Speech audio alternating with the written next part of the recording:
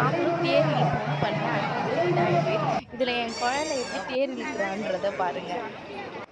எங்கள் அப்பாவுக்கு அவங்க பேரனை தூக்கிட்டு போயிட்டு இந்த தேர் திருவிழாவில் தேரை இழுத்துட்டோம் அப்படின்னதுமே ரொம்பவே சந்தோஷம். அவனால் அதை பிடிக்க கூட தெரியாது ஆக்சுவலாக. ஆனாலும் எங்கள் அப்பாவுக்கு ஒரு சின்ன ஆசை, அவன் ஒரு வயசு ஆகிறதுக்கு முன்னாடியே இந்த தேர் திருவிழாவில் அவர் தேரை இழுக்கணும் அப்படின்னு சொல்லிட்டு அப்போ தான் இதை தூக்கிட்டு போய் எடுத்தாங்க. அப்போ எடுத்த வீடியோ தான் இது.